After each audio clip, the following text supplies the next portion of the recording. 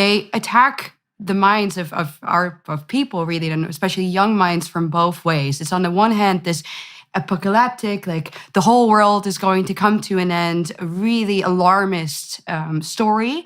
And then on the other hand, on the individual level, it's an anything goes story. Everything is relative, you know? There's your truth, there's my truth, there's nothing such as an absolute truth, you know? There's no God, there's no real morality, everything goes. And that combination is so incredibly deadly.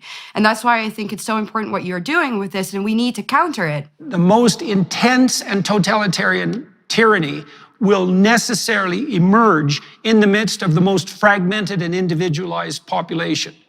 You can't have a tyranny without fractionated individuals. And it is a perverse marriage, right, of that intense subjective so-called freedom with this insane top-down international distant tyranny.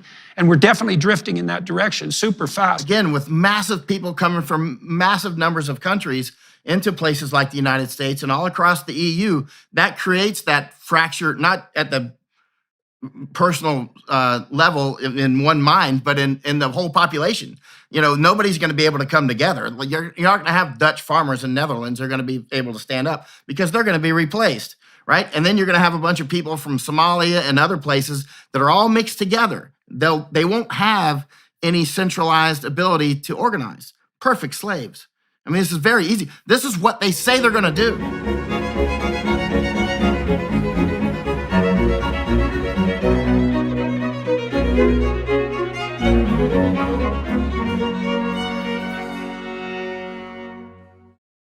Hello, everyone. I'm pleased today to have the opportunity to have a discussion with Michael Yon, who's one of the world's great roving journalists. He's been in all the hellholes around the world, maybe not all of them, but a good proportion of them over the last few decades, and he's written for many of the major news outlets across the world. At the moment, he's in the Netherlands covering the Dutch farmers' protest, among other things.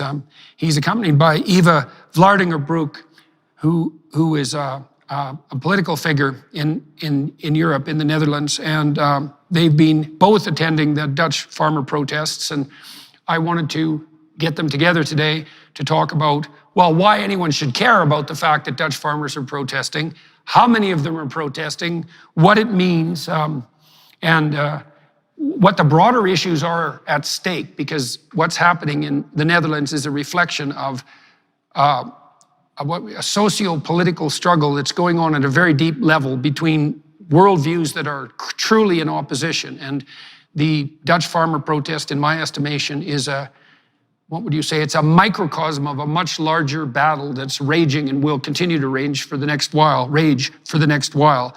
So, Michael, maybe let's start with you. How long have you been in the Netherlands now, in this span of time? Well, during this trip in particular, I've been back for about 1 week. As you know, you and I were together here last year, and I came on your podcast last year. I was down in Mexico watching the migration, if you want to call it that, into Texas. And then I saw that the Dutch farmers were blocking the streets in Netherlands.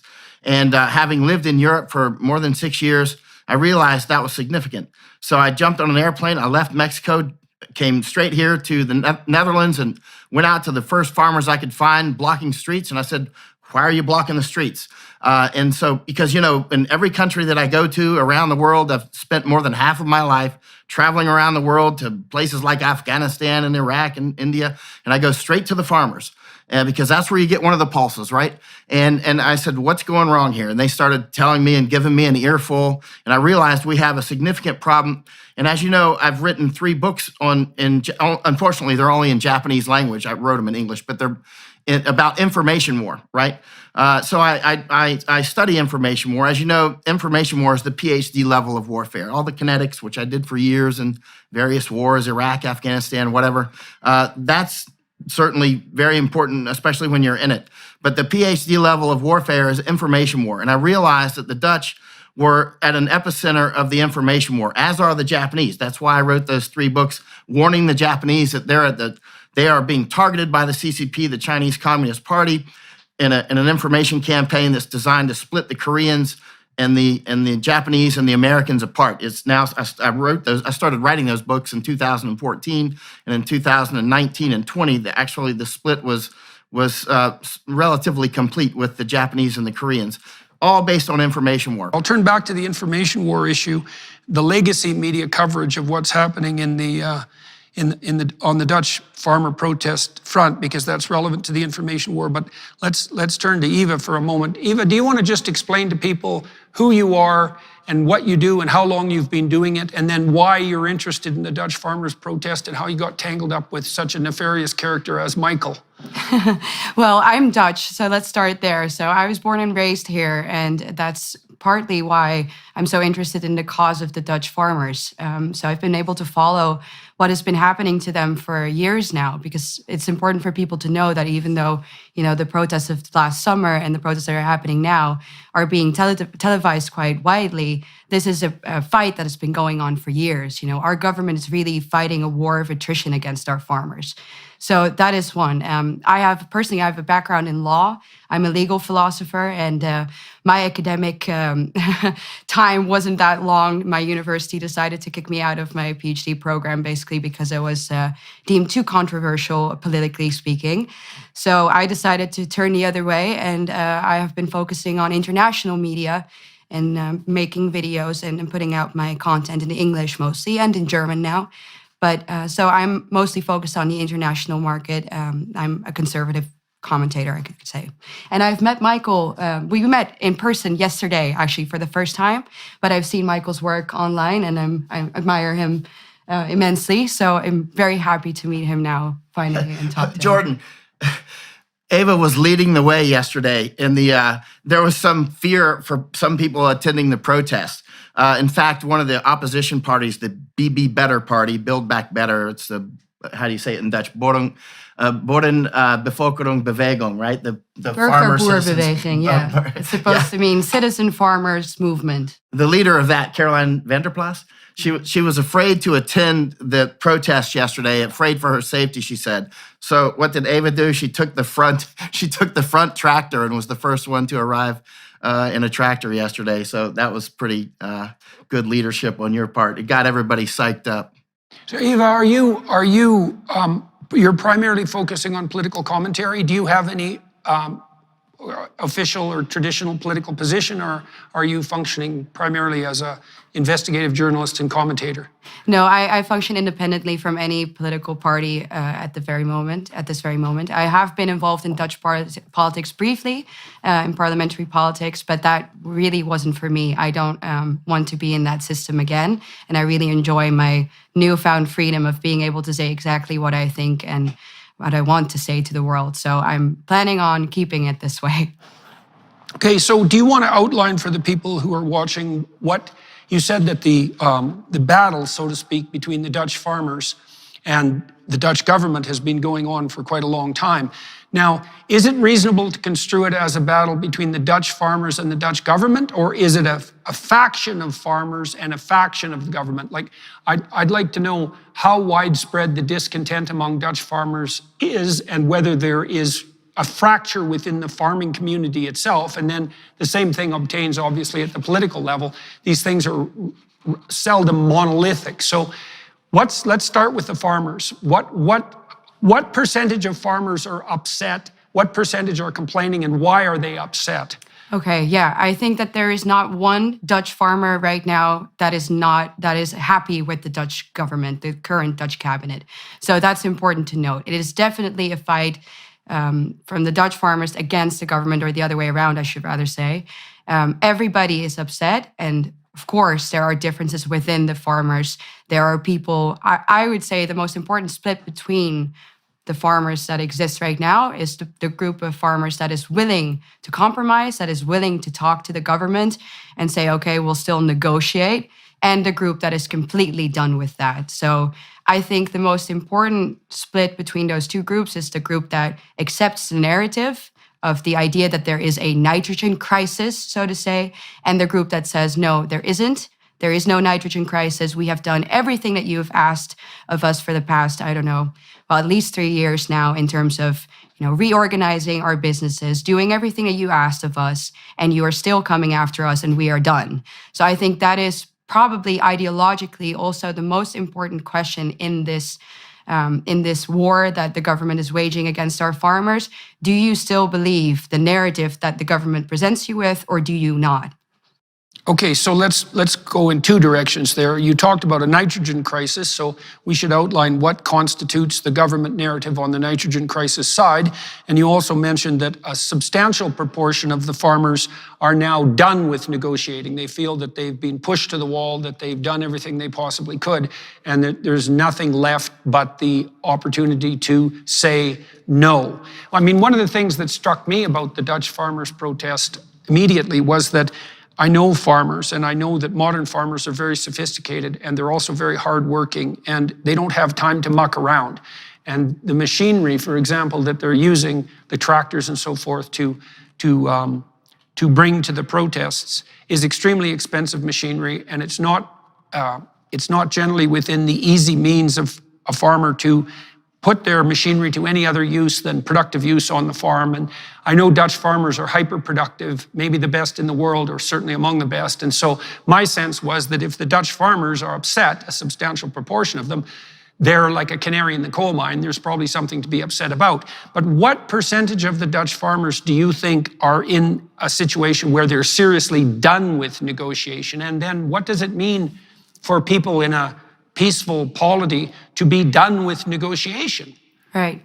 Well, let's talk about what our government wants to do. So with this nitrogen crisis that they say we now have, they're saying that they need to reduce nitrogen emissions. And what that comes down to is that 50% of the Dutch farmers will have to go by the year of 2030. Those are their goals. So imagine, if 50% of the farmers have to go, then hopefully you'd think that 50% of all those farmers in our country are done with our government. I think that would be a fair estimate, so to say. Okay. And that means that at least 30% of the livestock will have to be abolished as well. And our government has been, like I said, it's been a war of attrition. They've been doing negotiations for all these years, going back and forth, and over the last couple of months, even more so. But what you can really see is the strategy of our government is always the same. They say, "Oh, we'll negotiate with you." They sit down with a group of farmers that is maybe a bit more moderate group, rather than the people that go out to these rallies, for example, that we were at yesterday. And then they go back to the boardroom. They take a couple of extra months, nobody knows really what's going on. And then they come back with a new report. Yeah. And it says exactly the same thing, but with different words and usually phrased a little bit nicer, But if you really read what it says, nothing ever changes. Actually, the last report that came out was a report that doubled down. So in the last report, what they said, they used words that confused the population. They used the word saying that the peak polluters have to go. So 600 peak polluters, which would include some other, businesses, not just farmers, but some other businesses as well, predominantly farmers though, 600 of them will have to go in the next year. See? So, we go from cutting 50% by 2030 to now, oh, by the way, 600 peak polluters have to be gone in the next year. And we're not doing that with expropriation. No, it all has to be on a voluntary basis. But, the reality of the matter is that nothing about this is voluntary. It's a war of attrition. They've been pushing these farmers to despair. We've had so many cases of farmers who've committed suicide already. These people are being tormented by our government. And then if they end up selling at the very end because their license isn't renewed, for example, then our government can still say that it was voluntary. But we all know that nothing about this, in fact, is voluntary. During this season of Lent, we are called to abstain from luxuries and instead more deeply embrace our faith. Co-workers around the office have mentioned giving up coffee, alcohol, and social media, but how about using this time to start building a habit of prayer and meditation? Join me and thousands of others on Hallow, the #1 Christian prayer app in the US. Hallow is helping me maintain a daily prayer routine from now until Easter, and it can help you too. Download the app for free at hallow.com/Jordan. You can set prayer reminders and track your progress along the way. Not sure where to start? Check out Father Mike Schmitz's Bible in a Year, available on the Hallow app for brief daily Bible readings and reflections. Or pray alongside Mark Wahlberg, Jim Caviezel, and even some world-class athletes. With Hallow, you can customize a personal prayer plan that works for you and listen anywhere you are with downloadable offline sessions. Get an exclusive 3-month free trial at hallow.com/Jordan. That's hallow.com/Jordan. Okay, so my understanding, correct me if I'm wrong, is that the part of the reason that the Dutch government is down the necks, on the necks, let's say, of the farmers is because environmentalist activists have taken the Dutch government to court to force them to comply with European Union top-down environmental apocalypse oriented European Union regulations that are aimed at reducing, let's say, carbon output, but also reducing other forms of pollution. And now nitrogen pollution can be a problem if excess fertilizer enters waterways and so forth. It can cause algal blooms. And obviously it's the case that we want to pollute the least amount possible while growing food. So, but why do you think, like, first of all, have I got that story right? Has the Dutch government itself been cornered by the courts? And is that a consequence of European Union pressure? I think that they are very happy that that happened, though. And they go further than what the European Union has told them to do. So the Dutch government isn't innocent in this case. You know, they're not completely just cornered by the courts. They have gone further than what Brussels has told them to do. So I think that is very important because it shows you their true intent. And I think that the true intent that the government has is to get rid of our farmers. They want the land because they need the land. I'm sure we'll get to that in a bit, but it's definitely, I would say that there's definitely intent here, and it goes further than just being cornered by courts. They've been cornered by the courts, but they're perfectly happy with that cornering and they're willing to take it farther. So why does the EU and the courts and the environmentalists and the government have their panties in a knot, so to speak, about nitrogen per se? Like, what's the problem exactly that they're trying to address here? And why do they think that demolishing the farming industry is going to solve that problem? What's their goal? Like, if you had to frame it positively, what would their goal be? Well, the story is that they want to preserve nature. So there are designated areas in the Netherlands that are natural reserves, so to say, and they have decided, it's a political decision, that landscape cannot change. So it has to remain the same. It has to remain the same as it was, for example, 25 years ago. So that means that certain sand dunes, for example, can't have vegetation, or certain plants can't grow there. It needs to look exactly the same. So they say that that is to protect nature, but it's a political choice of how you want your country to look, how you want, the landscape, the countryside to look. So to me, that shows you that. So at start of this is real. Yeah. Well, so they're pushing the pristine nature narrative. Yes. Fundamentally. How many farmers do you think are protesting at the moment, actively protesting in terms of absolute numbers? I would think that's hard to say. I will look at Michael for that as well, because like I said, we have 50,000 farms, and it's definitely not, I wouldn't say it's the majority, because a lot of people have already lost a fair bit of hope. So what do you think, Michael? How many farmers do you think are currently protesting? Physically protesting, keeping in mind, I do these things around the world, so most of the people will be the support base that never go to a protest. So your support base is always difficult to measure, actually. But everybody, all the farmers that I speak with, Ava just mentioned sort of apathy may have set in, or resignation that they may not be able to defeat this government. Actually, if we're talking about nitrogen, we're talking about the wrong level, by the way. Where if we're talking about the details of this, we're already losing, because this is not about Stickstoff, as they call it here, nitrogen. This is about taking those farms and making Tri-State City. Tri-State City is this giant city. You can see the maps. You and I have talked about it before when you were here, Jordan. Tri-State City is called Tri-State City because it will take most or all of the Netherlands, part of Belgium, and part of Germany into this mega smart city, basically a control city. And it happens to end at Rotterdam, which is at the end of the railhead all the way from Shanghai. So the railway all the way from Shanghai, China, all the way across Asia will go right through the middle of Tri-State City, and we'll be sitting in Tri-State City right now. So you've got to take that farmland. If we go back in history and we look what Stalin did in the Ukraine, 32 and 33 in the Holodomor, one of the things that the main people that he targeted were the kulaks, the farmers, right? So he did an information campaign. This is all about information war. He targeted the kulaks, labeled the kulaks. Labeling somebody a kulak was like, in a sense, labeling them Jewish or Polish in different eras, right? Or similar, same era, actually. But labeling people kulaks, then using the information war, convinced people that all their problems were the result of the kulaks. And if you just take their farms, your problems will go away. So basically did a replacement strategy, right? And so people came in, killed the kulaks, and took their farms and had a massive famine, right? Because the ability to farm. I talked with a fisherman yesterday at the protest. His family has been fishing since the 1400s, as far back as he can track it, right?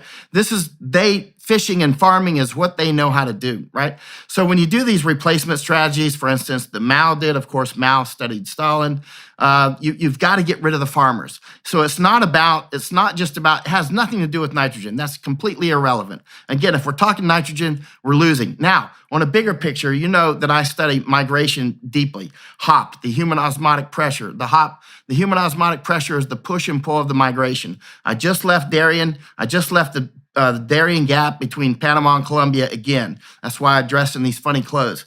And so I was just down there watching Chinese come through in large numbers, mostly military-age males. The Darien Gap is that area between Colombia and South America, between Colombia and Panama, where it's an hourglass from Africa and Asia and South America through Panama up to the United States. So we have about 1,000 people a day coming through there right now from about 140 countries. Now back to work, let's bring this back to Netherlands.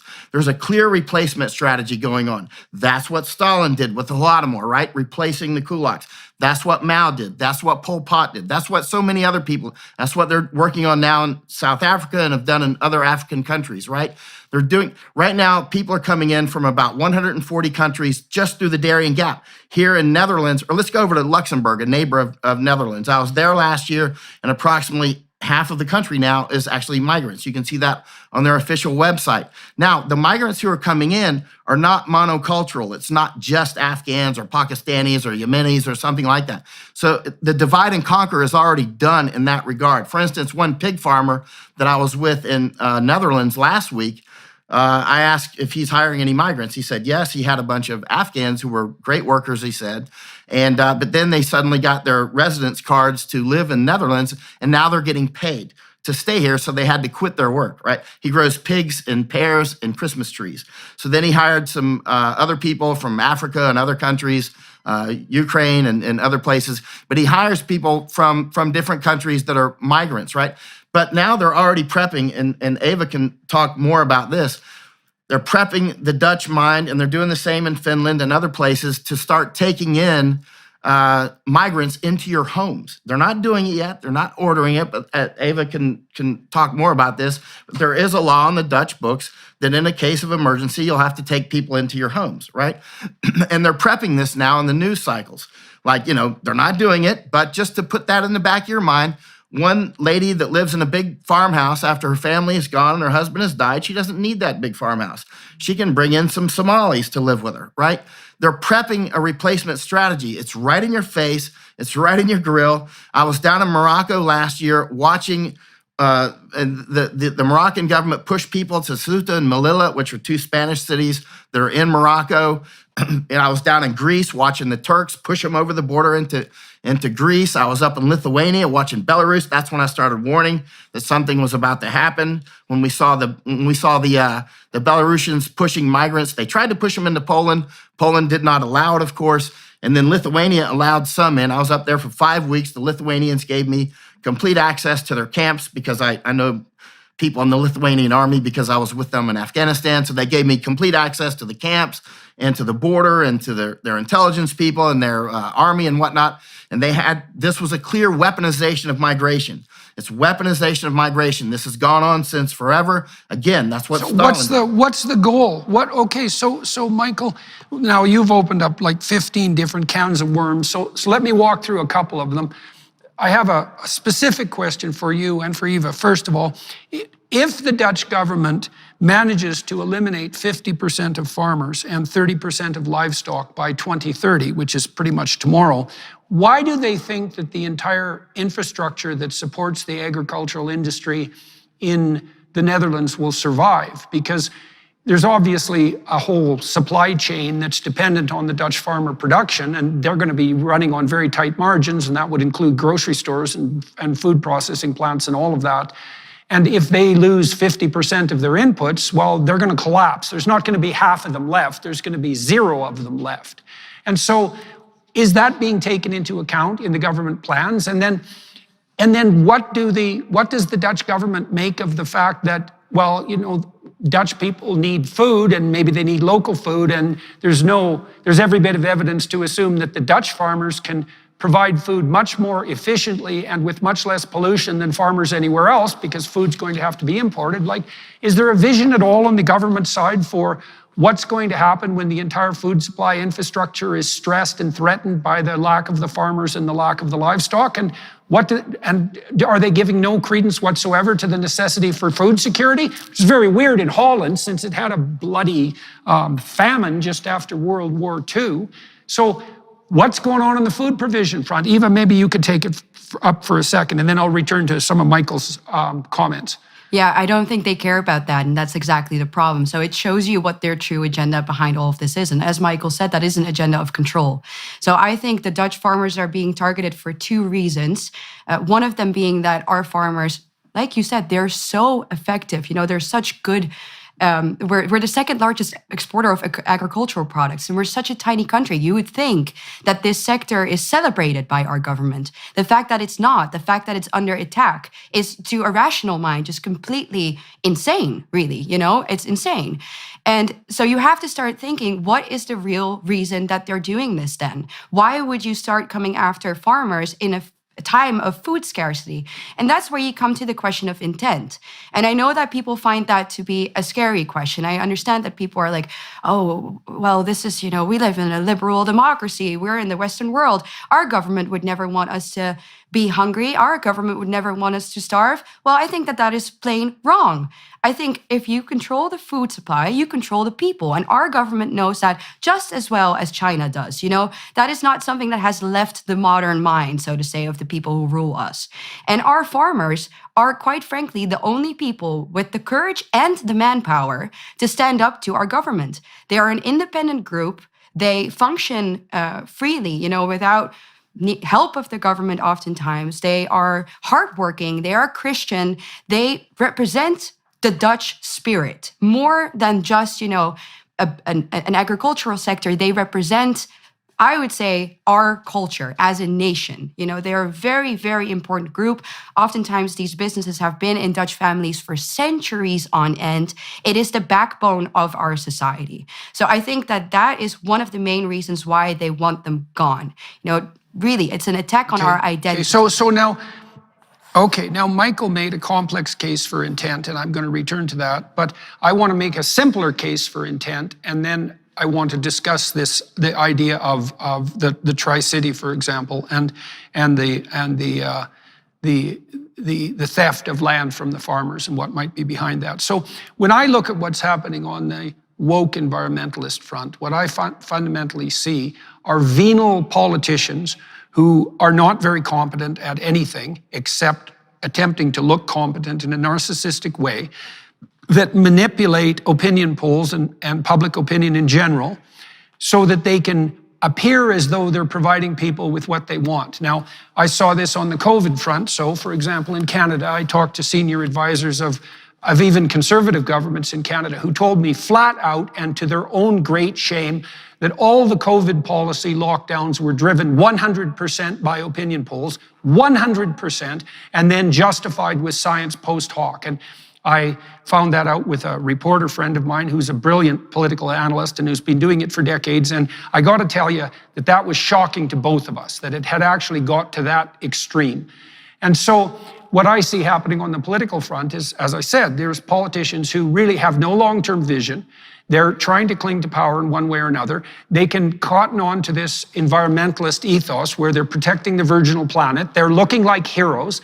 It doesn't take any effort on their part. They can tell other people what to do, and they look like they're actually making progress towards some desired end. And then they can frighten people with idiot apocalyptic narratives, and because people are frightened, they consider any environmental movement forward as positive. And of course, people like parks and nature and that sort of thing, so it's not that hard to sell. It isn't obvious to me that it's necessary to dig for deeper motives in the way that Michael is digging, and we'll turn to that because I'm obviously going to give him full rein to justify his apprehensions. When you're looking at deeper intent, like you're alluding to the idea that there's some plot to, let's say, to destroy core Dutch identity, what do you think is behind this other than ignorance and narcissistic venality? And what do you think of the Tri-City hypothesis, for example, and the notion that this is actually a planned program to depopulate the farm areas so that the land can be turned over to whoever it is that's interested in getting control of it? Well, I think there is definitely nothing conspiratorial about the idea that our government, caters to the interests of globalists rather than to the people.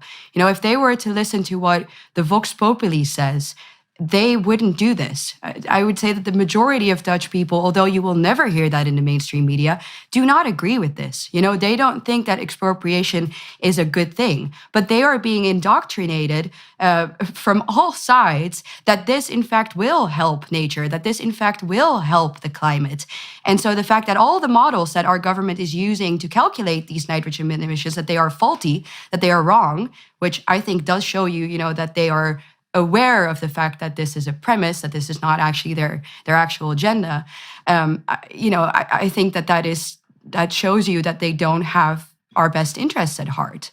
So I think it's very safe to say that is not, a conspiracy in any way, shape, or form. Then the financial and political gain that they will get when they are able to seize these farmers' land. Our country is a small country, but 80% of it is made up out of farmland. So imagine what the state could do with that land, what type of benefits that would bring them. And of course, they're happy to push this agenda of virtue, like, oh, look at us protecting nature. And that is something that the mainstream media will also push. So that is almost a self-fulfilling prophecy in a way. Right, absolutely. Well, okay, so in Canada, I believe it's clearly the case that Prime Minister Justin Trudeau and Deputy Prime Minister Freeland and also the socialist, hypothetically, Jagmeet Singh, who's propping up the Trudeau government, are aficionados of the WEF, of the World Economic Forum. That's absolutely crystal clear. And Trudeau has put forth a set of policies, just transition recently, that are essentially aimed at eviscerating the Canadian energy industry, demolishing the forestry industry, and doing exactly the same thing to the Canadian farmers that the Dutch government is doing to the Dutch farmers. They've called for a 35% reduction in fertilizer use across the board, independent of how much fertilizer any given farmer uses per unit of food, not knowing at all that the farmers have strived diligently for the last 6 decades to be so hyper-efficient with fertilizer use, because it's expensive, not least, that it beggars description. I mean, they use satellite technology in in the machines that distribute the fertilizer to make sure that it's never overused. And they're unbelievably productive. But all of that's going by the wayside. And it is definitely because, as far as I can tell, because Trudeau and Freeland and Singh are trying to please their globalist masters, and they don't give a damn about Canada as a nation, because, as our own Prime Minister has said, the whole idea of the nation state is archaic and anachronistic and also dangerous. And so you think the same thing is happening on the Absolutely. on the Dutch side. And so what do you think is, characterize the globalist agenda for me? Well, let's first say that Trudeau and Mark Rutte, our prime minister, are, I would say, almost basically the same person in terms of their political agenda, their political ideas. They've been seen holding hands and hugging during the pandemic when they told everybody else to stay at least a meter and a half apart from each other, and they were cracking down on our constitutional rights. So Canada and the Netherlands are both pilot countries for the WEF. We are both pilot countries for the globalist agenda. But I think that the Netherlands is maybe even an easier target because we are already part, in a way, of a supranational organization, which is the EU. All of these policies come from the European Union, and they obviously base their policies again on the Sustainable Development Goals that come from the United Nations, and the World Economic Forum adopts those as well. So when I hear you talk about Trudeau, it's as if I hear you talk about Mark Rutte. They're quite literally the same person when it comes to ideology. So that is really important to know. And these people cater to that globalist ideal, which I think they are able to sell again to the population with this fake idea of virtue. So if you look, for example, at the Sustainable Development Goals of the United Nations, there are 30 of them, or 17, I think, 17 Sustainable Development Goals. All of them, if you look at them, sound wonderful. You would think, oh, this is perfect. Of course, I don't want anybody to be hungry. Of course, we want to abolish poverty worldwide. Of course, we want the sexes to have equal opportunities. But the answer is always a crackdown on actually your freedom. And on being Dutch. Can you tell, back to the killing your identity, can you tell Jordan about how the Dutch government does not even want you to use the word Holland anymore? Absolutely. Yeah. No, I mean, our prime minister will not stop, I think, until we don't have a border anymore. I mean, technically, our border doesn't mean anything already with all the mass migration that we have coming in, which Michael did make a fair point about. For example, last year, we broke a migration record again. 400,000 people came into our tiny little piece of land that is already so incredibly densely populated. The majority of the Dutch people have been against How many people are there in Holland altogether? We have about 18 million people. What's the population? 18 million, and we are about half the size of the American state of Indiana. Okay, 18. To the point of the borders and stealing national identity. Just yesterday, that the protest where you led the way, where some people chickened out, but you took the lead truck. Excellent. While that protest was going on, the Extinction Rebellion tried to interrupt the protest that we were at, which was very peaceful and a very happy event, actually, the one that we were at with 5,000 or 10,000 people. I don't even know how many were there. The Extinction Rebellion was blocking A12, right? Highway A12. And so the Dutch police actually asked the German Polizei to send water cannons over, which they did. They sent water cannon trucks from Germany. Polizei were driving in Polizist trucks, and they started spraying down Dutch protesters. This is amazing to think about. You would never have thought that 80 years ago, that we would join forces again in a military sense with the Germans, but now we have. And one of the trucks, in a spate of just irony, it was Hun 2. Hun 2, basically the Huns are in Netherlands. Oh, wow. You can't even make up this stuff. I think I sent it to you, Jordan. So they took the side of Extinction Rebellion, essentially, which is as radical an environmental No. They were spraying Extinction. They were spraying Extinction Rebellion. But the funny thing is that the German police were in Netherlands using their water cannon yesterday. So even from like a legal perspective, what is important, I think, to know for a country like mine and any country in the European Union is that a lot of our laws already aren't made in our country. They come from the European Union. So that democratically leaves a huge gap between the citizen and the laws that come in. And then in my country specifically, any international law has more legal power than the national law. How is that for democracy, right? So just that mere fact shows you, I think, that we can no longer speak of a really strong national identity and democracy in that sense. Well, I was in the Netherlands about 5 years ago talking to a group of Dutch intellectuals, comedians, artists, and so forth. And one of the things they told me was that they were having very grave doubts about the integrity of the Dutch identity. And that really came as a shock to me because as a Canadian, I come from this little town in northern Alberta, which is only about 50 years old. And Canada, especially Western Canada, is a very, very new country.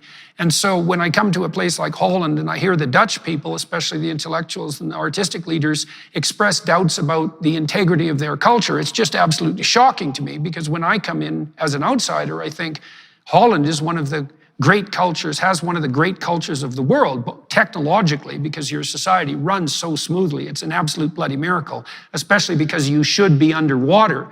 And then culturally as well. I mean, Amsterdam's an absolutely beautiful city. It has a rich artistic tradition, a rich religious tradition. And if you Dutch are starting to doubt the validity of your own identity, there's no hope for, well, let's say for Canadians. And of course, our Prime Minister has already famously announced that Canada has no core identity and that we're the first post-national state.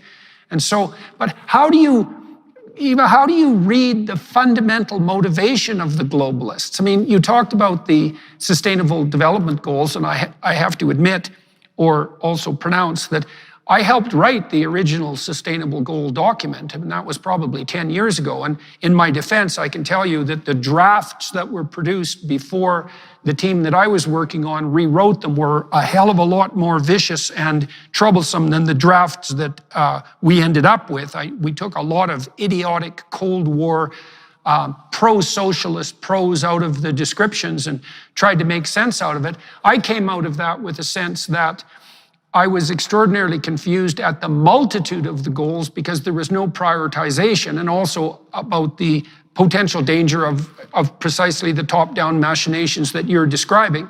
But as you said, if you look at the Sustainable Development Goals one by one, it's very difficult to take issue with them. They all look positive. The problem is that they're converted into top-down policy that's implemented by force. And you pointed out something else that's extraordinarily troublesome, which is that as we move toward international governance, which is obviously necessary to some degree because nations have to communicate, we're moving the distance between people at the local level, like the Dutch farmers, and those who putatively govern them. We're putting in such a distance between them in terms of communication that there is no communication. There's just top-down edict. That's a real Tower of Babel situation. And the reason I think the Dutch farmers are bellwethers or canaries in the coal mine is because they are so-called ordinary, competent people, hyper-competent people, and they're shaking their fist in the air saying, look, you're demolishing our livelihoods here while you're pursuing your virtue-signaling, self-aggrandizing, hyper-moral goals. And not only are you not accomplishing those goals, you're actually working at counter-purposes to them, like the German government has managed on the energy front. And so we're seeing a danger of a very intrusive form of global governance, and that's, as you said, is taking priority over all national, local, and individual concerns. And that's a huge danger, and I don't think people are cognizant of that at all yet, lost as they are in this delusion that we're doing something like serving the environment, right? It was a very, very simple narrative. But so what do you see, though? You know, you made a bit of a case there for the beneficial motives of some of the globalists, at least in relationship to these goals, but there's a nefarious element to what's going on. What do you think the fundamental intent is? You know, like I worry about statements like the planet has too many people on it and we've exceeded the carrying capacity of the biosphere, et cetera, which sound to me like implicitly murderous.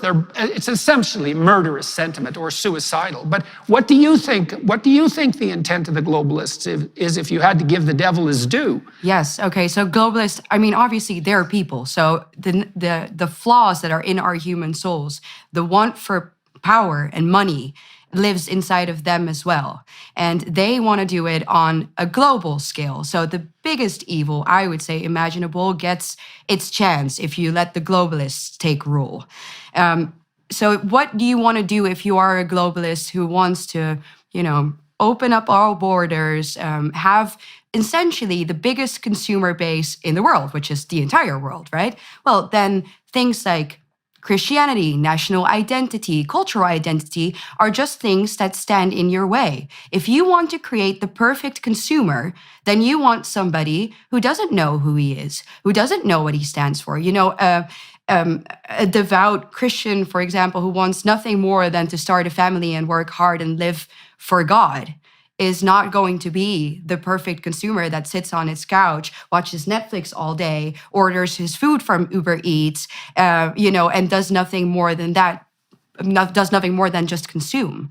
So I think that it's, for me at least, it's hard not to see, again, the question of intent, you know, of trying to uproot people so that they are confused and aimless souls that will buy what these globalists offer and do as they say. And I think that that is exactly what we are witnessing today. Most of us are turning into perfect consumers without a higher purpose. Oh, well, you sound, when you talk like that, you sound more like Joe Rogan or Russell Brand, and maybe even Bernie Sanders, these people on the left who are still genuine leftists in some sense, who are hyper concerned about corporate gigantism, which I think is a genuine element of concern. And what you're seeing expressing is an unholy and I would say truly fascist level of collusion between corporate giants who are essentially motivated by very little else than a kind of self-serving greed, and maybe, which might work at a local level when there's lots of competition, but when they're large enough to engage in regulatory capture and to engage in collusion with government and media, that poses another one of these Tower of Babel threats to all of us. And so that ties back into what Michael had brought up earlier, all the snakes that he'd, what would you say, exposed underneath the carpet. So Michael, I made the case to Eva that you could argue that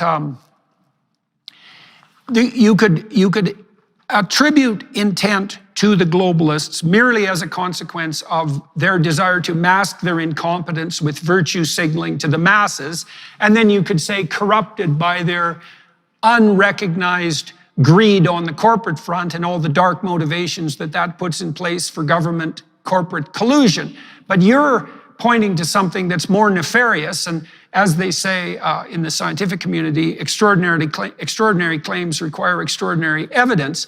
So I don't know anything except for what we've talked about briefly about this Tri-City hypothesis, and that seems to be like, I wouldn't want to wander down that rabbit hole unless it was absolutely necessary, given that there's already alternative. It's not a hypothesis. But you're very well. That's what I want you to make a case for that, and tell people why you web search Tri-State City and you'll see the map instantly. They've got it mapped out. We would be sitting right in the middle of it right here. The map is mapped out. They're doing research to make it now. And when I see Trump talking about beautiful cities, I mean, it sounds like Tri-State City, which is a smart city, which is meant for complete control. I mean, they're already doing at Brainport City. They're experimenting. I've been to Brainport City over there looking at things. Look, we could have the same. I'm going to Japan again next week. Again, I've written 3 books that are only in Japanese about this subject. And I'm going there again next week. We could have this exact same discussion if we take this to the orbital view, the exact same discussion in Japan, and the details would sound almost like they do here, like little details. They don't talk about Stickstoff, nitrogen, but they talk about other things. For instance, Ava could be Masako Ganaha, and she would be saying the exact same things, except with little details. Okay, so in Canada, as well. Google attempted to collude with the Ontario government to make the new port development in Toronto into a smart city.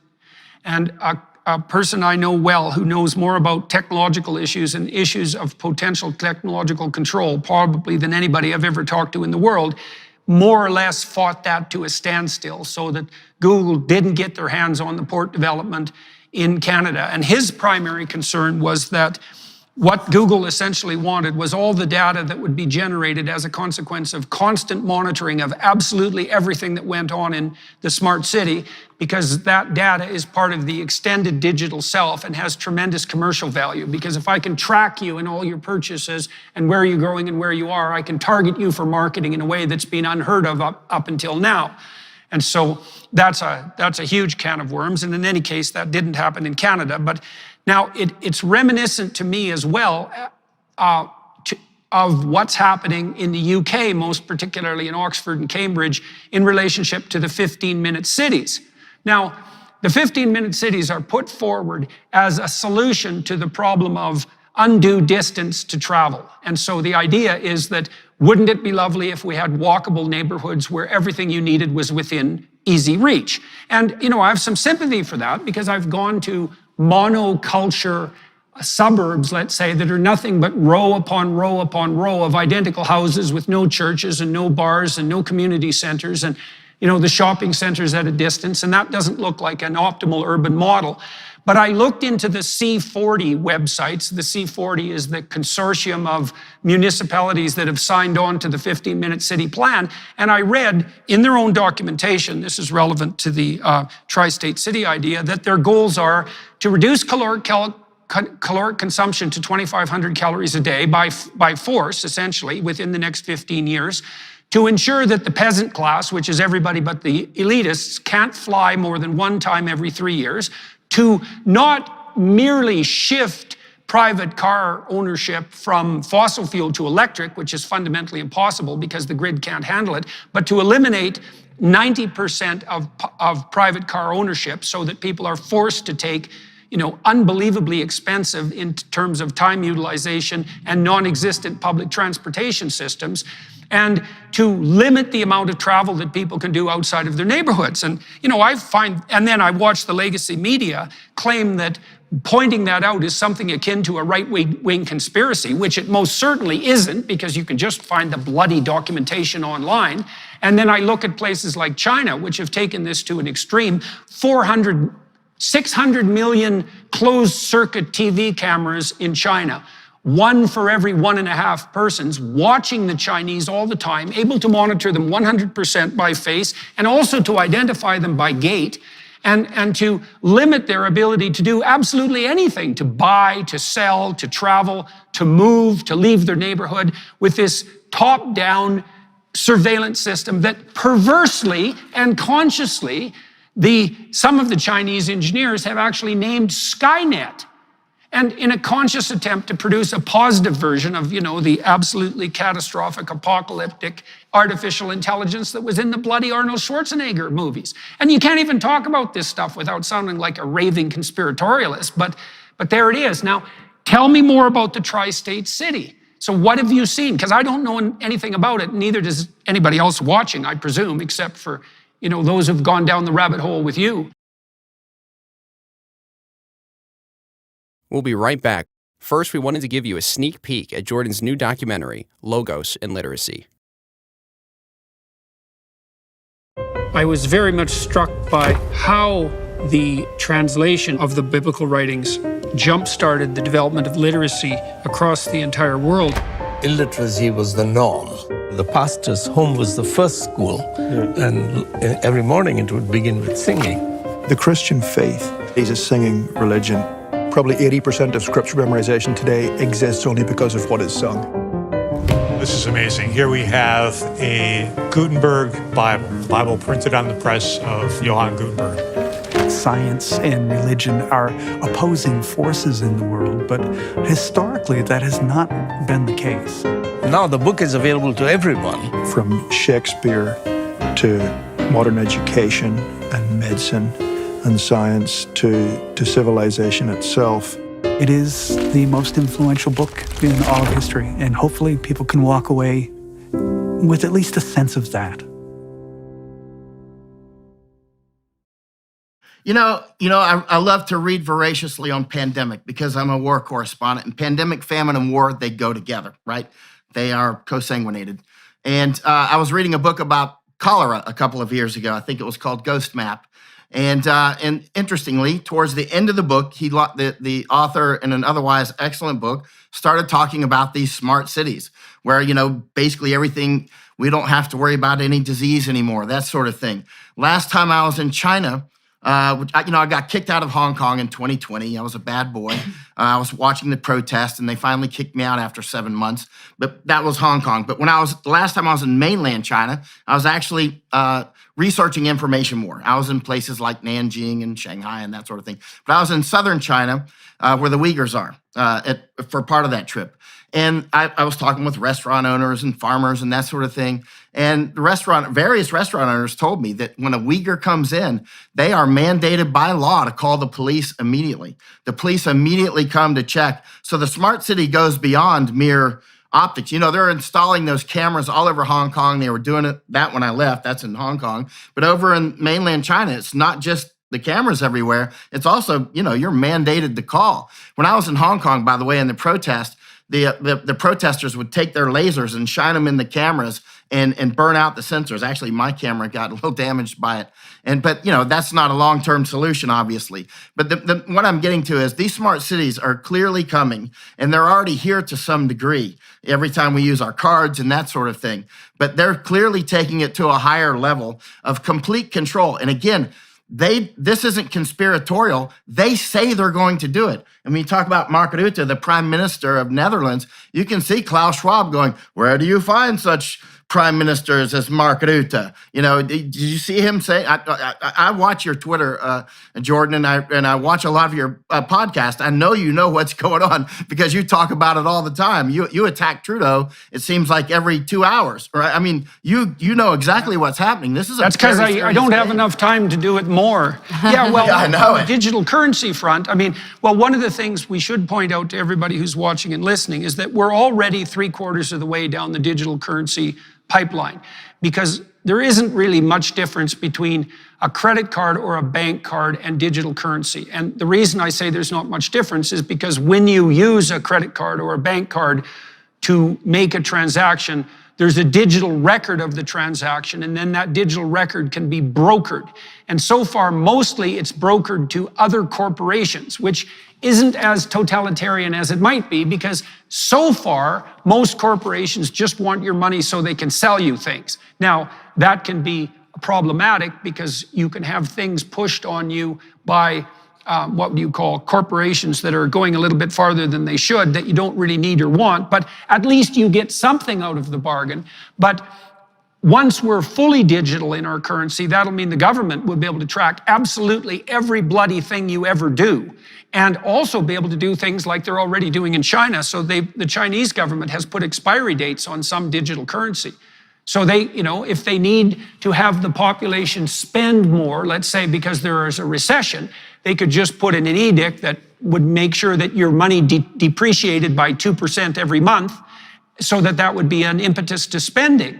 And they could do the reverse if they wanted you to save. And so it means in potential the emergence of a system for comprehensive control that's so complete that we can barely imagine it. And we might say, well, isn't that paranoid? And I would say, look, we still think we were in a COVID epidemic. What we were really in was an epidemic of imitating the Chinese communists. And we ran to imitate them as fast as we possibly could. And that Chinese communist regime, they just re-elected Xi Jinping the other day with a 2,952 to 0 margin for the next 5 years. The probability that he's president for life is extraordinarily high. And so we are in danger of using the Chinese Communist Party and its vaunted efficiencies on the energy and environment front as a model for totalitarian governance across the world. We thought when we integrated China into the world economy that the Chinese would turn into a Western democracy. But what's happening instead, I would say, is that because we've invited the Chinese to the table, we're turning into the CCP. Yeah, and people are certainly not, and we're doing it under the guise of this idiot protect the virginal planet environmentalism that's all motivated by this, what would you say, fear-mongering apocalypse narrative. That's probably the fundamental question of our time. So that's why we have to say no to all of these things. We have to say no to CBDCs. We have to say no to digital identity. We have to say no to 15-minute cities, because they're all the same thing. But it's problematic. It's hard in Western society, in the mind of modern men nowadays, to tell them that, those nice little pretexts that they use to sell this to us are not actually the truth. We need a return to real ethical debate about where we want to go as a civilization. And that's why it's so important, I think, what you are trying to do also with an alternative to something like the World Economic Forum, because those discussions are not being held. We are being sold lies, we are being sold false premises, pretexts, and we are forced to debate within that circle of lies oftentimes. And it's the exact same thing with the Dutch farmers. That's why they're all these subjects are related to each other, because they're all a matter of, are we going to give up our freedom for a bit of convenience, or for, those nice words that they try to sell us? And I think the answer should be absolutely not, but it's hard. Yeah. Well, and then on the digital currency front, and Eva, I'll turn to this alternative that you described in a minute. On the digital currency front, I think something like a digital currency is inevitable because we're already 3/4 of the way there. And the only real alternative I can see to the top-down centralized digital currency that's being offered by the governments in collusion, let's say with the WEF, is going to be something like a decentralized system. And it looks to me like the best decentralized system that's in place for currency at the moment is Bitcoin. And I don't know if Bitcoin's the solution, but I don't think any of the other electronic coins, digital currencies, have the same advantages or the same genuine radical decentralization as Bitcoin. And then, Eva, you mentioned this alternative to the WEF that has been generated in the UK. So I'm going to release the statement of vision for that enterprise on my YouTube channel tomorrow. That's March 13th. I'm not sure when this will air.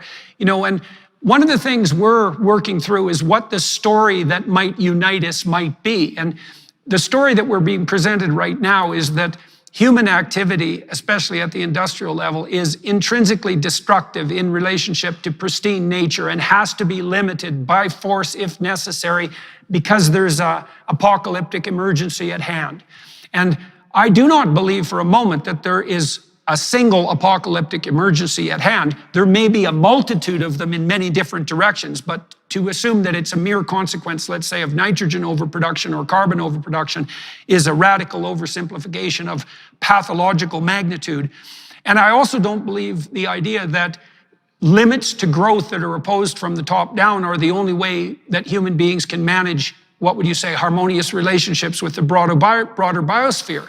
I think instead that if we got our structures of governance put in place properly, like they generally are in free Western countries, that people could cooperate well enough so that everyone could be rich, including the absolutely poor around the world, and that rich people who have opportunity and a certain degree of security would start to attend to local environmental concerns in a manner that would make the planet greener and more sustainable. I think we could have our cake and eat it too. And this enterprise you described, which is the Alliance for Responsible Citizenship, is going to have its inaugural conference October 31st, November 1st, and November 2nd. I hope you two can attend, and with a big public event right in the middle of it that we hope to bring approximately 20,000 people to. But we're trying to put forward a vision of abundance and freedom and, let's say, environmental stewardship, so mature relationship. And so that's definitely underway. And we have a lot of people, a lot of the public have already clambered on board. I've got a mailing list of about 40,000 people, and we have a large number of well-positioned cultural, artistic, business, and political leaders on board as well.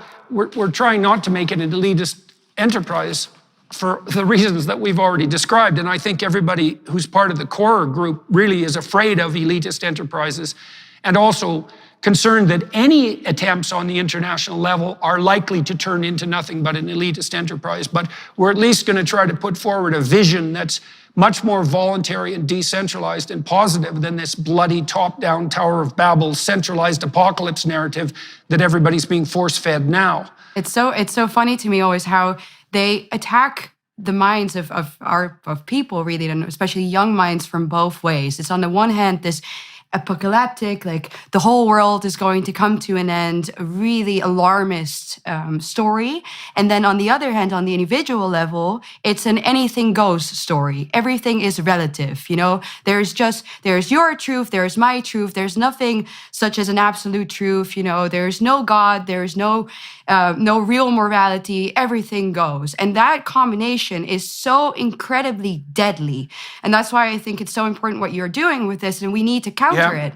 Yeah, well, it's absolutely right, Eva. Well, you get the worst of, so look, the most intense and totalitarian tyranny will necessarily emerge in the midst of the most fragmented and individualized population. And you see this on the identity front, because the radicals' claim now is that your identity is nothing at all other than what you feel it to be at this moment, which is as hedonistic and whim-driven an identity as you can possibly imagine. And the consequence of that isn't freedom, except the freedom of idiot whim. The consequence is that you will 100% hand over all the responsibility that you've abdicated to top-down tyrants, and they will control every element of your life. You can't have a tyranny without fractionated individuals. And it is a perverse marriage, right, of that intense subjective so-called freedom with this insane top-down international distant tyranny. And we're definitely drifting in that direction super fast. Go ahead, Michael. That weaponized migration, again, with massive people coming from massive numbers of countries into places like the United States and all across the EU, that creates that fracture, not at the personal level in one mind, but in the whole population. You know, nobody's going to be able to come together. You're not going to have Dutch farmers in Netherlands are going to be able to stand up because they're going to be replaced, right? And then you're going to have a bunch of people from Somalia and other places that are all mixed together. They won't have any centralized ability to organize. Perfect slaves. I mean, this is very easy. This is what they say they're going to do.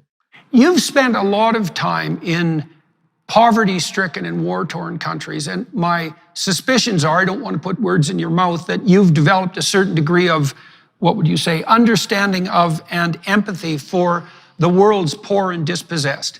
And I suppose the globalists who are anti-border would make a case that the poor people around the world should have the opportunity to come to the West and flourish. And when you speak of the danger of migration, then it's easy to paint you as someone who's, you know, anti-third world and anti-ethnic minority. But there is a real problem of poverty around the world. And so what's your sense about how that poverty could be properly ameliorated around the world without that poverty, without us falling into this like homogenized, globalist, utopian, fractionated individual trap?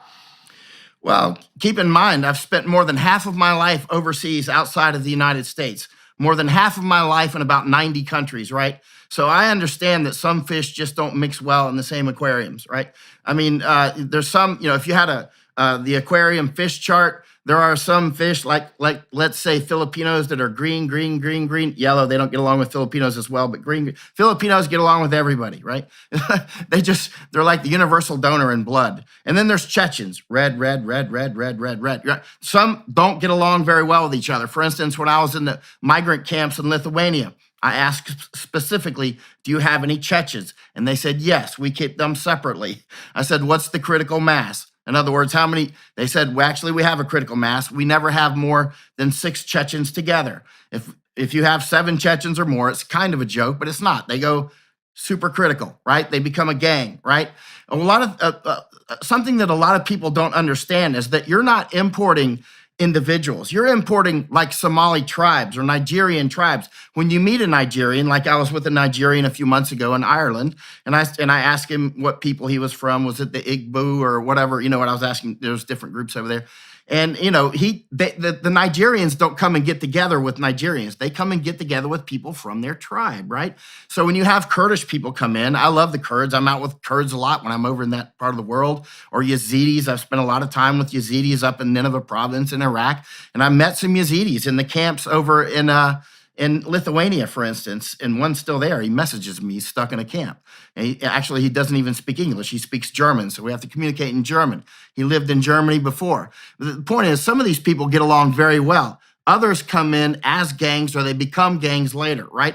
And this is designed to split us apart. Now, of course, we can always take migrants in, and we should, but we should take them in the amount that can actually sort of dissolve within or at least become time to digest, let's say. But this is weaponized, integrate. This is weaponized. That's what Stalin did in the Holodomor in 1932, 33, and well, actually before and after that as well. That's what Mao did, Pol Pot, always trying to get rid of these base groups that have some cultural identity. The farmers. I keep telling Dutch farmers, because I'm looking at this from the orbital view, because I go from country to country and I'm looking for patterns. And they're very, like I said, we could go to Japan and you would hear the same conversation. Only the little details would change. And they're trying to prepare the Japanese actually to bring in migrants. And the Japanese some are falling for it. For instance, if you go to Okinawa. Right, well, they have a demographic collapse in Japan. So, you know, the Japanese haven't managed to reproduce enough to keep their young population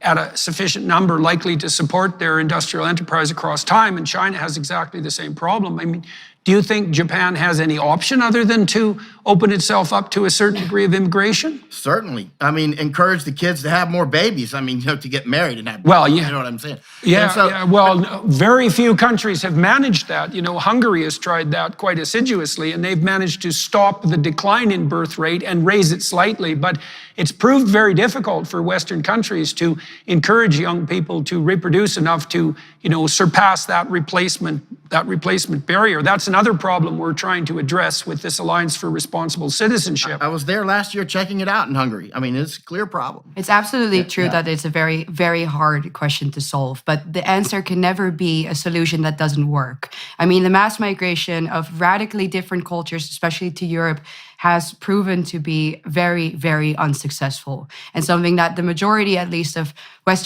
most Western countries are actually against, but they are never heard. Their questions are never answered. So democracy in that sense already does not function. We don't have borders, they are not protected. And the consequences have been quite detrimental for any major European city. And the answer to poverty in other parts of the world, I don't think can ever be, let's have all the young, capable men move abroad. Or move continent even. How are they going to build those countries up themselves? So I don't think that it's a solution for Europe, nor is it, for example, for Africa. And also we're setting, there's this demographic demise. Of course, it's happening with Russia as well, in many countries, right? Not in the United States, but in some countries, it's obviously a problem. But does that mean it's the end of Japan? No, it doesn't mean that. It's non sequitur to think, hey, they don't have a sufficient replenishment rate, so therefore we should bring in a bunch of Somalis. I mean, they're just like, that's like, I have a headache, so let me pour gas on myself, right? It just doesn't work. So, Michael, let's turn to this tri-state city again, because I'm still unclear as to its function and purpose. And so tell me in some detail what the tri-state city is, and then let's turn to more practical considerations again on the farmer protest front, if you don't mind. So tell me a bit more about the tri-state city plan. Tri-state city they've already mapped it out. They're starting to build it now. They have to take out your farmers for multiple reasons. One is that also undermines the entire culture of Netherlands. The Dutch will cease to exist, other than in museums, right? And so, like the kulaks in Ukraine, right? Then you can take their land. The Dutch arguably own, or the farmers arguably about 62% of the land. I'm not sure this number is a moving number. And I'm not sure what the true numbers are. Is that about right? And yeah, even a little bit higher. Maybe, okay. So anyway, say 60 to 70%. The highest number I've seen is 70. So you need that land to make tri-state city, because most of Netherlands is obviously a farm. And so, but as you pointed out before, Jordan, you've said this last year, why would you replace the most efficient farmers in the world, or arguably among the most efficient farmers in the world, to start? There's going to be a nitrogen problem, all right, but it's not a Stickstoff gift, or poison. Gift is a German word for poison. It's not a poison problem. There's not going to be enough nitrogenous fertilizers. We talked about that in regard to BASF fertilizer plant over in Ludwigshafen, Germany, where I went to twice last year. Last week, they announced reducing 2,600 more workers. You and I talked about this at length last year, and they just announced it last week, and they're cutting off one of their ammonia plants. And so this is there's definitely going to be a nitrogen problem. There's not going to be enough nitrogenous fertilizers. For instance, a pig farmer I was at here in Netherlands last week, he was happy that he said his system is circular. He takes the pig poop and he fertilizes the Christmas trees and the pear trees with it, I think, or maybe just the pear trees. But he said it's circular, so it's quite good. And I said, where do you get your pig feed? He gets it from Brazil. Where does Brazil get their nitrogenous fertilizers? You remember the gentleman we had dinner with last year, an old CEO of a Dutch a chemical plant, DSM. He said Brazil gets their fertilizers from Europe. And Brazil, he told us at dinner, they're not going to have enough fertilizer this year. And as you know, the United States gets a lot of our protein from Brazil. So, and India's got the same problem. After you and I met in Netherlands, I flew over to Ireland and talked with Mary Lou McDonald, the leader of Sinn Féin, and all she wanted to talk about was equity and bringing in migrants, and didn't want to talk about food or energy. So I flew over to London and I heard the same story again. I flew to Thailand and I was having coffee with the next prime minister, Abhisit. I know him from old days. You can see me and him flying around back during the fighting days. And I have an office in Thailand. And I said, you've got problems. You're going to have problems. You import 92% of your nitrogenous fertilizers. You only create 8%. And that's 5 million metric tons that you may not be able to get sometime in 2023. May not, it's unknown. And if you can't, he said, oh, Michael, we export X amount of rice. I'm well aware of that, how much rice you export. However, rice is basically a nitrogen vacuum. It sucks out the nitrogen into the rice and you export that nitrogen. Thai soil is very poor in nitrogen. You have to have that nitrogenous fertilizer. Where are you going to get it from? He said, well, we'll get it from China. I'm like, check it out. You're not getting it from China right now, and you're not going to get it from Russia, or at least it's very seriously in doubt if you can get it from Russia. You're not going to get it from Europe. Where are you going to get it from? You're going to be bidding against Japan. Japan needs it too. Malaysia cut off the natural gas. I mean, this is I'm looking at this from the orbital view. From the orbital view, we've talked about food issues before. You're no more optimistic on the fertilizer side than you were a year ago when we spoke. I mean, the winter hasn't been as catastrophic as we had bandied back and forth for a variety of different reasons. And the energy crisis didn't come to, hey, fair enough. But you're still convinced that a fertilizer shortage, so radical increase in fertilizer prices at the minimum, is in the offing sometime in the next, year or 2 years? And why are you still convinced of that, Michael? Well, as you know, food prices are non-elastic. I was meeting with a Dutch farmer just the other day he has 17 acres of greenhouses. It's obviously massive. And I asked him about that. And he said, yes. I didn't ask him about famine. I asked him what he thought, how does the future look with food? And he talked about hungersnood, which in Dutch is famine, right? Mm-hmm. So he talked about this famine. And I said, what's the time window? And he said, probably 4 to 5 years. And this guy has actually started selling electricity.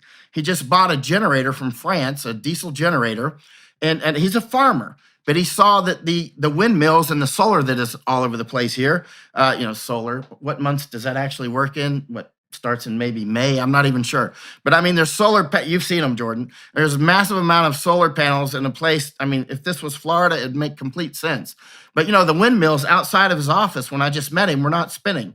So I said, when do you sell electricity back to the grid? I mean, I see those windmills aren't spinning. He said, well, I look out my window and those windmills are not spinning and it's cloudy. I'm making money. So he talked about, he was renting a generator for $75,000 a month. He said he's making a couple $100,000 a month off of it at that point. He just returned that generator, just bought 2 more, and he just bought a third one, this one from France, which he's about to install. So he has these computer screens, which he allows. Is he contributing to the grid?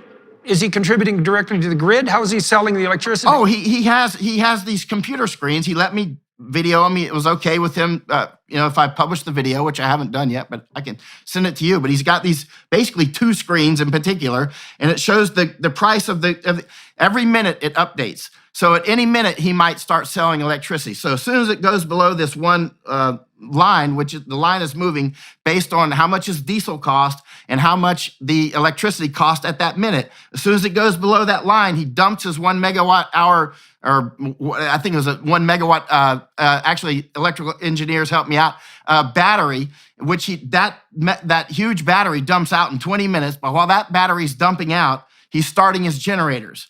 And as soon as the price goes above that line, he turns them off, recharges the battery. And so multiple times a day, he's turning on the generators and turning them back off, and he's making a fortune. He told me that generator that he's about to pay, or he just paid, 450,000 euros, about $475,000. He said he should get a full return on investment in 4 months. He said 3 to 4 months. So let's say 4 months, So he's already stopped growing some of the goods in his. Right. So he's concerned about energy reliability and also about fertilizer availability. Oh, yeah. Right. Got it. So I want to know a little bit more about the farmers. So you guys indicated that there's somewhere between 5,000 and 10,000 farmers protesting. Can you tell us the nature of those protests? Like, how many tractors are involved? What cities are they in? What are they doing what effect is this having on Dutch society practically and metaphysically? And what are the farmers' plans? Well, so last summer, there were massive protests going on that were quite, I would say for Dutch standards, quite radical, quote unquote. And I don't mean that in a negative sense of the word, but just the fact that they went out in such fast numbers was something that we don't often see in our country. So, for example, the word poldercultuur is very telling for who we are as a nation. That sort of signifies something like we're a nation of compromise. We're a nation of dialogue. One of our favorite sayings is like, oh, just behave normally, then you're already acting crazy enough. That is really typical for the Dutch. So to have all these Dutch farmers in the summer go out and protest, take their tractors onto the highway, for example, block the highway, block distribution centers, even go towards the airport and basically show our government who is boss, because that is really what they did. Within a day, we saw food shortages in the supermarket.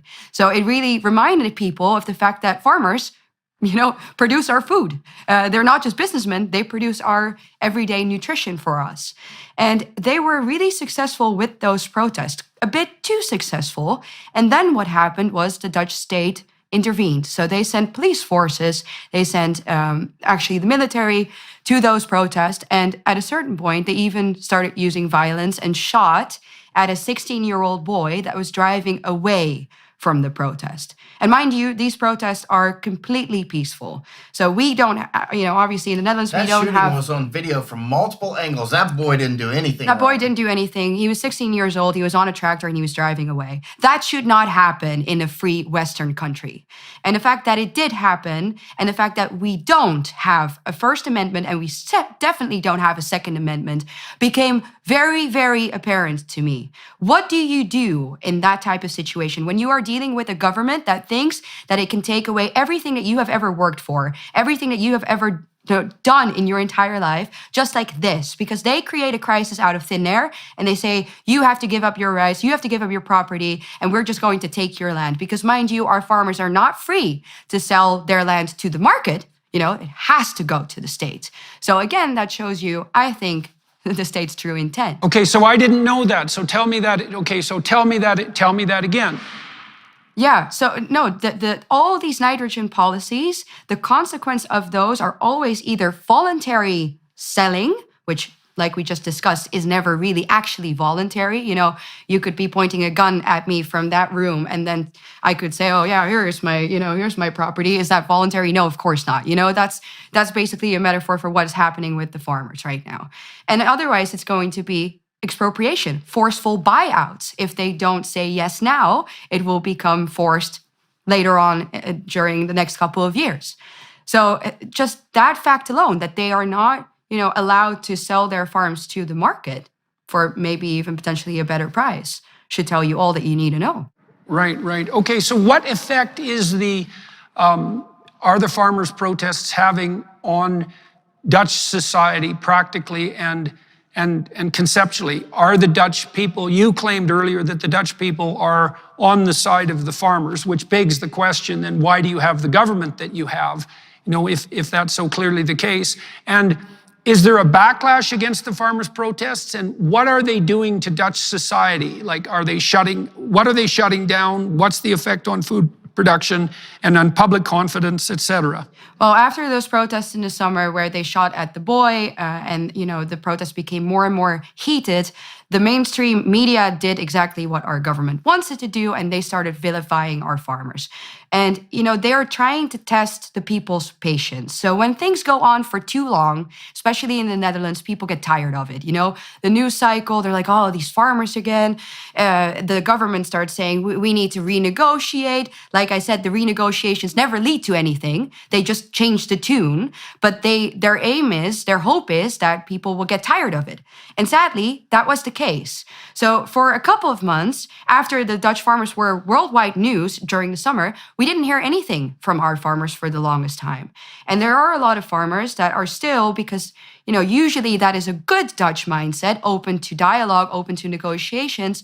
They were willing to sit around the table with our government again.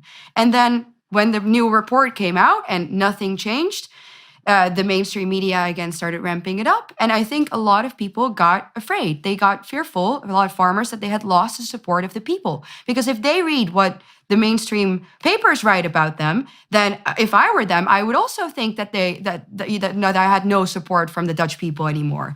But I think inherently, the opposite is true. I think if you ask most people on the street in Holland, do you think that this is right?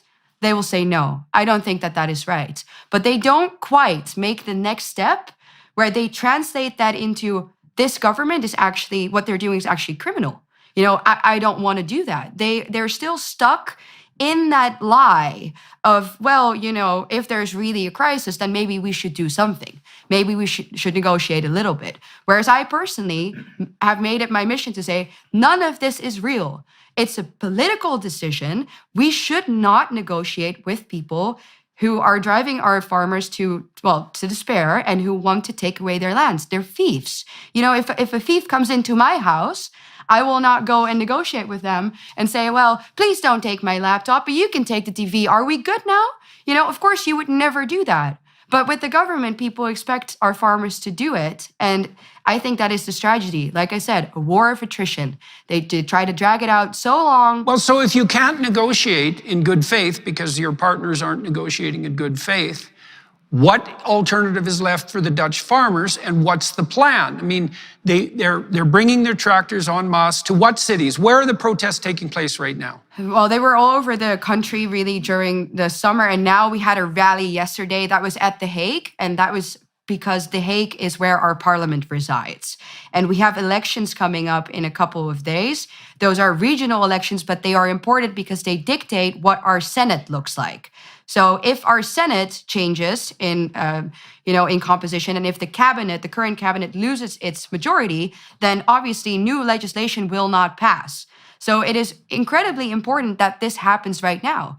And but the farmers were very afraid leading up to this rally that we had yesterday, this protest that we had yesterday, to even take their tractors, because the mayor of The Hague said, you cannot bring your tractors, which I think is a massive violation of our right to protest, because, tractors are not weapons, but they symbolize who the farmers are. You have to stop asking for permission. Freedom is not granted. Freedom is taken. I agree. By any means necessary. By any means necessary. That sounds familiar these days. The Dutch farmers have to go full French. What happens when you push French farmers? The French government is terrified of their farmers. I used to think the French farmers were wrong to protest every little thing. Like, when I go to France and, the farmers will give you an earful. And, but now I realize the wisdom of their ways. Oh, yeah, absolutely. You've got to go full French. And if you play defense, you're absolutely going to lose. And you cannot compromise with this. It's like you said, it's like compromising with a robber. You have to go full on and be offensive. And I don't mean kill people, but I mean do it the way the French do it. The French farmers aren't out killing people, but they'll sure block the roads and terrify the government. They'll terrify them at the election polls, and it works. Yeah, I'm going to go back to France and learn some more of their tricks. But so this is, my last hope with the farmers is that they will start to see this. So obviously we're now going to wait and see what happens during the elections. But I personally don't have much hope, because sadly, a lot of people don't realize, that our governing party, the VVD, Mark Rutte's party, they say that they are right-wing. They're the typical neoliberal globalists of this world. And a lot of people who don't read any alternative media will still think that that's true, and they think that that's a fair party to vote for. So I'm not hopeful that this time around, that they will lose their majority actually. So then the next question is, what will they do? What will the farmers do? Are they going to stay afraid of the demonization and the vilification that is going on in the mainstream media? Or will they say, enough is enough, we don't want to negotiate anymore, and we will indeed bring our government to its knees, because they have the manpower to do it. They are just afraid to use it. If they do it again, I honestly think that if the Dutch farmers were, for example, to block the road to the port in Rotterdam, our haven there, and if the fishermen would come from the other side and the dock workers will say, we stop working, within a week, Mark Rutte will be brought to his knees. I'm 100% convinced of that, because then they'll start to feel it. So Okay, so that's starting to get, those options are starting to become quite radical. And I'm not saying anything positive or negative about that at the moment, just pointing that out. I do have a question though, is that if the Dutch government is bringing the police and the military to bear on the farmers, why are the police and the military cooperating? Because my sense, for example, in Canada was that among the military and the police, there was a tremendous amount of support for the Canadian truckers. Fundamentally, because they're the same people, all things considered. And nonetheless, the military and the police did their betters' bidding, which is, of course, what should happen in a state that's still functioning properly. But in Holland, to what degree are the police and the military, as far as you can tell, aligned with the government compared to what degree are they aligned in a more true sense with the farmers and the fishermen and the dock workers? So on a lower level, what I've noticed yesterday, for example, at the protest as well, the police officers that we have encountered were all incredibly friendly, and you could just tell that they loved what we were doing.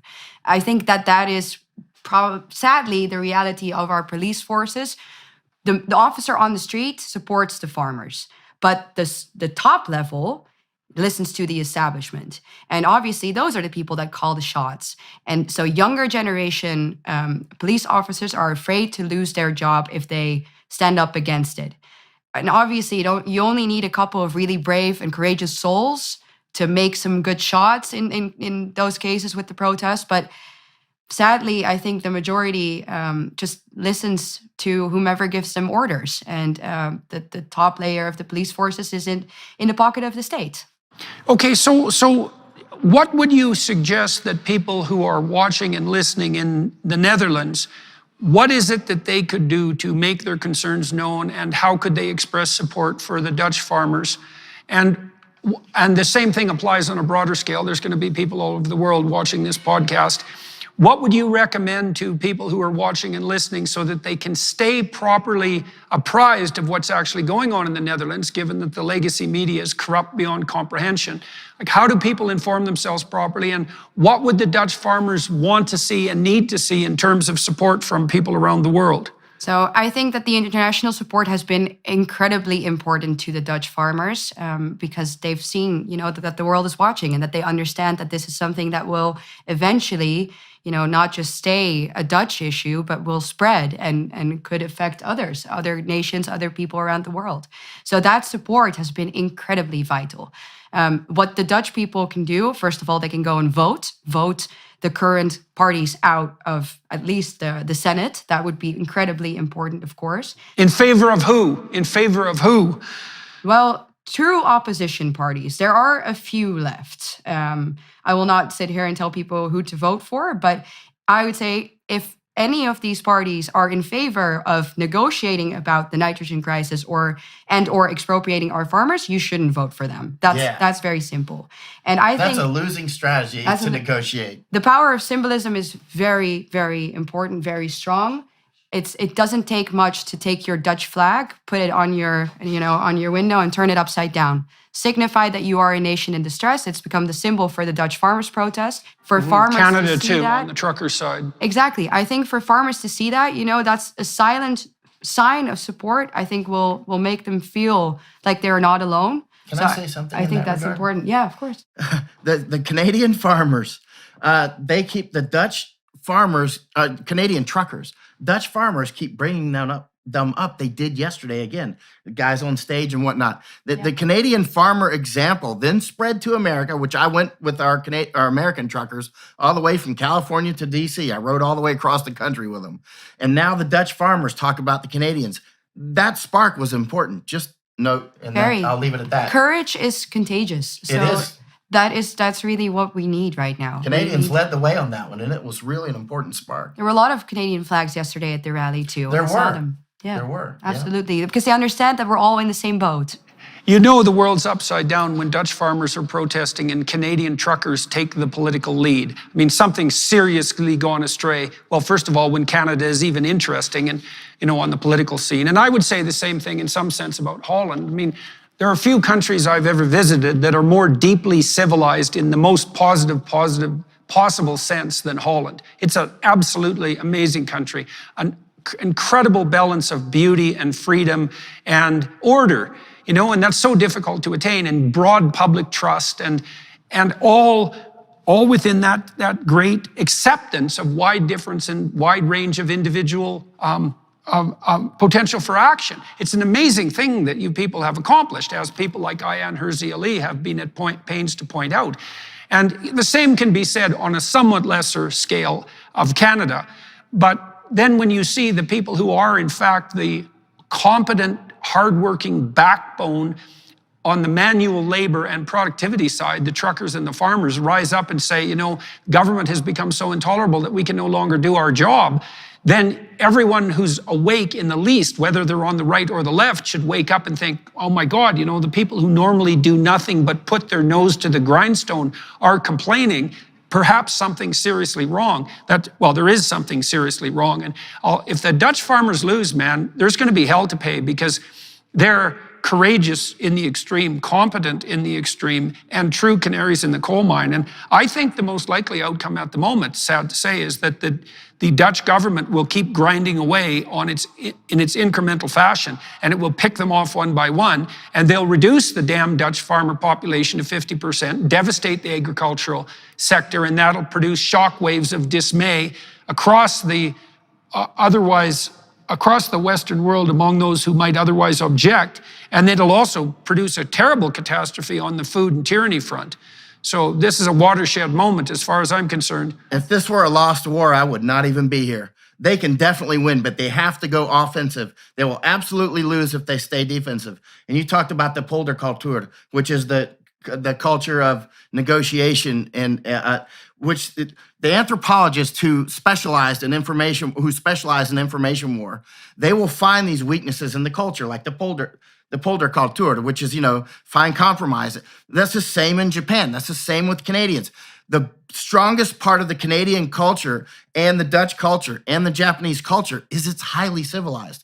That makes you highly vulnerable to savages. Well, Michael, you know, there are simulations of this sort of thing that have been played out by biologists on large scale, trying to account for the persistence of narcissism and psychopathy, Machiavellianism, and so forth, that manipulative attitude and often manipulative people. And what happens is, if you produce a population of people who do nothing but cooperate, they can cooperate like mad, and that can be extraordinarily productive. But if you drop a single shark into the tank, a tank full of cooperators, the shark takes everything. And so, on the one hand, that willingness to negotiate and agree can be the driver of civil society. But the problem is that it opens up a niche for the manipulative psychopaths to play a winner-take-all game. And they do that precisely by exploiting the weak part of cooperation. Go ahead. Yeah, that's why I don't mind in this day and age, you know, where evil is so prevalent, to be called a radical. I don't mind to be called a radical in the fight against evil. And I think that is really the fight that we're fighting right now. So to be moderate in the face of evil, it means that evil will win. And our country, thank you for your kind words about my country, because I completely, full-heartedly agree with you. We have such a rich history. We're such a beautiful nation. And yesterday at the rally, when I was giving my speech, I said this as well. The fact that we have a government that has launched an attack on its own people, you know, that has turned on its own people, to me is some of the worst kinds of injustice that you can find, like imaginable. And so we really need to put up a fight against that. It's a captured government, as is Trudeau. He's Rutte's boy. Mark Rutte here, Prime Minister They're lapdogs, of yeah. Netherlands. They're his. This is a captured country. The government is captured. It cannot exist with this government. I mean, this government is captured by the WEF. They call it the WEF here, right? And the WEF and the CCP are consanguinated. I used to look at them as cooperating, but it's very clear that they're so entwined that they're one at this point. Later, they'll fight each other. But yeah, it's very important it's time to put your game faces on. You know what I mean? It's time to stop negotiating. It's time to stop being polite. It's time to say, you out. And that's it. I mean, you're going out one way or the other, or you're going to lose, and you're going to be slaves. All right. Well, that's probably a high note, so to speak, to end on.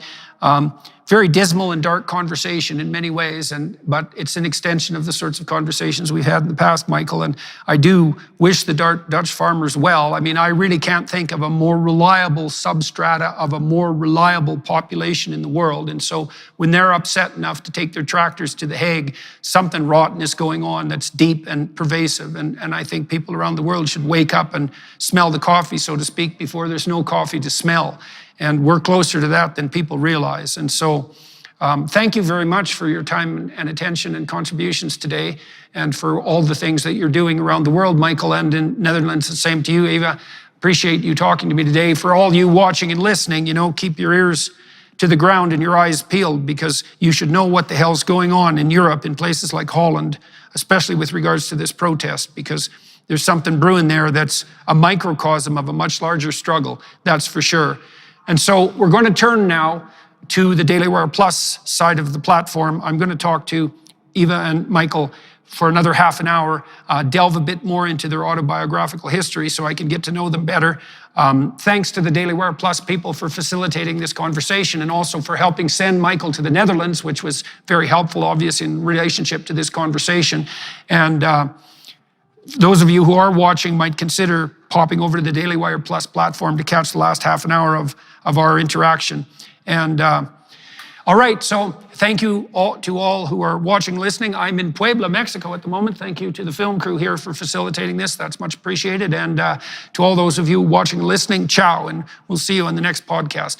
And then we'll turn over to the next half hour.